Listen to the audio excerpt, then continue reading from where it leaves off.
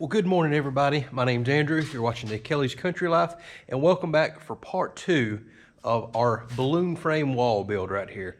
So we've got a lot going on today. Yesterday was a pile of prep work. Today is the big lift. So if y'all watched the last episode, part 1, I've got this base plate set with a ton of measuring, ton of straps. We have to do all of our studs, 12 inches on center here, strap every single one, and I've added some extra studs that we'll explain a little bit later today as we start building through that section. I've already got some studs built on each end to support a big double top plate that I built that has to go all the way up and bolt to that truss. That's these big long top plates right here. I've already got them nailed together, ready to go. They're just way too heavy and too long, too awkward for one person to lift. So I have some rope and pulleys and a few other things. I think I have got myself set up for success here, and we're gonna lift it. The only odd thing that we have going on here is this cross brace has to be gone because we have to bolt the top plates to the bottom of this truss right here. So you're probably wondering, what's going on right here? Yeah, don't worry about that. Don't worry about that at all. So by the power vested in me, by my editing software, this is about to vanish. And there it is. Gone. Wasn't too terribly bad at all. So the brace is gone, the brackets are gone, everything's nice and painted up. Now that we don't have that support there, although everything come out very loose, you could tell there's no tension, the roof's not really pushing down any further than what the truss can hold. But I don't like leaving things suspended like that, although there's another truss right here, the roof is supported. Let's hurry up and get those double top plates up. This is gonna be fun right here.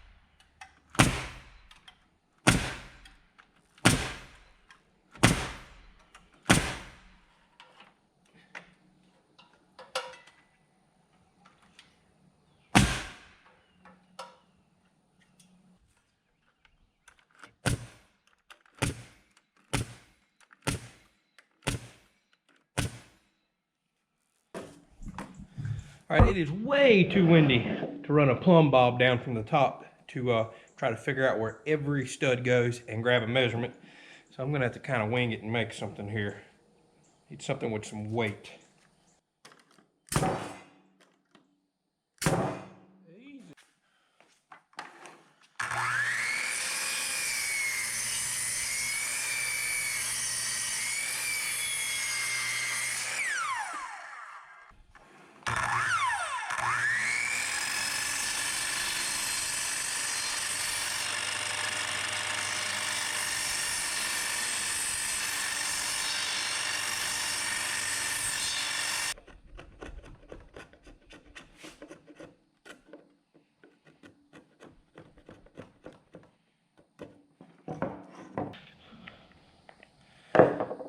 All right, good enough. Not trying to be precise, but now I have a lip to where I can hook my tape measure up underneath when this is on the ground, and I'll just have to compensate for the 1/8 of an inch that I took out. So I've got all the marks on my bottom plate. I'll put this right at the edge of this next mark to where I can drop my tape down, hook underneath the block. It's heavy enough I shouldn't pull it up. And I've already measured the line off of this post and made that mark up top. So now I know exactly where to go grab my measurement from, dead center of the stud, and go cut me a new one. And I already know everything's at 17 degrees based on the little protractor that I used in the last episode. Now, once I kind of get my measurement and get my first stud in and get it perfectly level, I want it level, I am going to build a block that goes in up top, since all these are on the same 12-inch spacing. And then after I get that first one perfect, I can put the block in up top and then just quickly make my measurements down. I was going to do this with a laser that I bought, but it's just too bright outside. The laser will not read.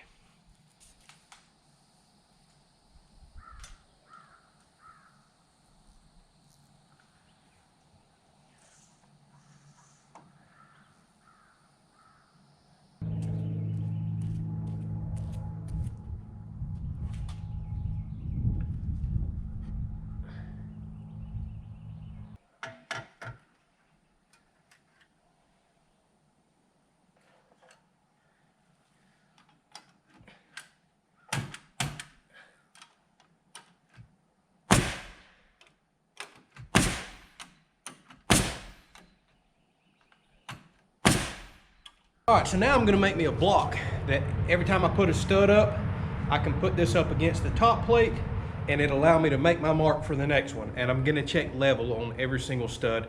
It's critical on walls that have 12, 14, and gonna soon be 16-foot long studs. If they get out just a little at the bottom or top, next thing you know, they're at an inch plus up top and my sheathing is not lining up. So I'm gonna try to be as critical with this as I can. So since I already have a stud up, and studs are 1.5 inches thick, I have to take half of that, 3/4 of an inch off of the 12-inch on center that I'm doing. So I'm gonna make this 11.25 inches from top to top, since it has a 17-degree angle. And if my math is correct, every time I put that up there and butt it to the last one, when I make this mark, that puts me dead center on the next one. And hopefully it'll carry that mark across with the bottom. We'll see.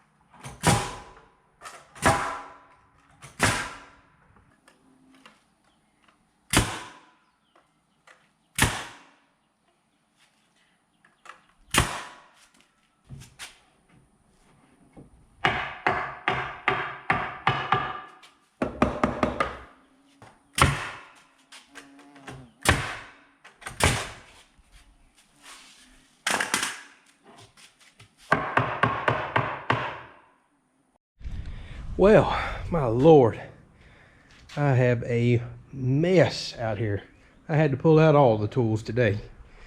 So a full day in and we didn't even get half the wall done. This is taking forever. As y'all seen in the camera, you have to climb up and down so much working by yourself. All the measurements back and forth, go cut a little more off if you didn't cut enough, etc. It takes forever. So this is the type of job that would probably go 4 times as fast if I just had an extra helper here. I could stay on the scaffold, holler out numbers, somebody could be cutting, handing me boards, go a whole lot quicker. But I know that, I didn't ask. I'm actually enjoying building this by myself, and it's gonna be pretty cool to say at the end that, hey, you know, I built all these walls and the majority of the house. So tomorrow we'll come back out, finish up the few more studs that we have to put above that header, the cripples there. Then we'll start all over again, raise another big double top plate up, put it up there. But tomorrow should go a little quicker. I don't see any reason why I can't get done. So I guess it'll be a part 3 to this. We don't have to do the window opening all tomorrow. And speaking of the window opening, I did something special with this, and I want to let y'all know. You probably see a whole bunch of crazy studs going on. For one, I put 2 extra cripples or studs in where the plate joined. Just, you know, made me feel a little better. And I doubled up the bolts down there. I didn't want any plate deflection or separation where the 2 bottom plates met, and kind of nailed all that together. The other thing you see is this side has 1 jack stud. This side has 2 jack studs. I'm really trying to think ahead for down the road. We mentioned to y'all that we went ahead and run our sewage plumbing outside. We got hot and cold in the house right here on this wall, because down the road we may add on back here.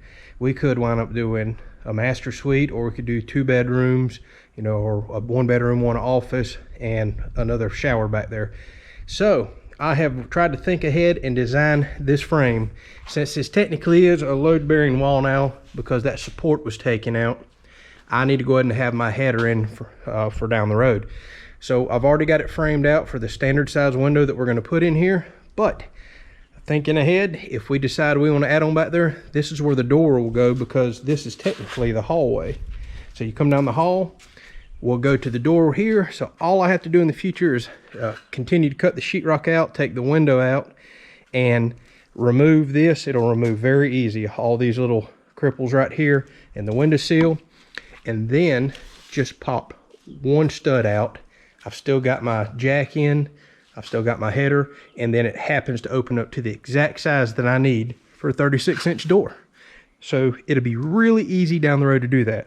I went ahead and put extra Titan bolts in on the outside as well, because whenever you open up a doorway, obviously I would have to cut that bottom plate out, and you are required to put bolts on either side of an open doorway. Just because, you know, the bottom plate's no longer connected and it could move. So I've tried to think ahead and do everything that I can to make this as easy on me as it could possibly be in the future if we add a doorway here and add on to the back side of the house.